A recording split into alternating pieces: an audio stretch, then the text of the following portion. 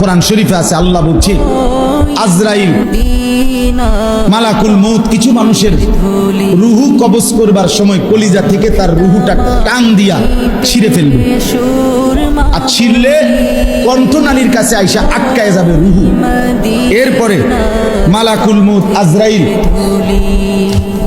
এই দেখেন এই যে এইটা এই টিস্যু পেপার, এটা এমনি টান দিলে এই যে খুলতে খুব সহজ, এটা আরামসে বের হয়, ঠিক না?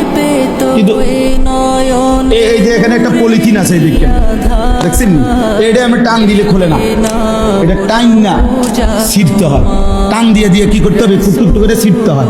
এই আল্লাহ তাআলা কোরআনে বলছে, নবীজি হাদিসে ব্যাখ্যা করে বুঝাইছে, আজরাইল এই নাফরমানদের এই রুহু কণ্ঠনালী থেকে এরকম টাইনা ছিন্ন ভিন্ন করে বের করবে।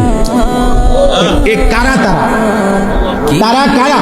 কোরআন শরীফ আল্লাহ সরাসরি বলছে, ফালা সাদ্দাকা ওয়ালা সাল্লা, ওরা যারা আমাকে বিশ্বাস করে নাই, ওয়ালা সাল্লা এবং নামাজ আদায় করে নাই।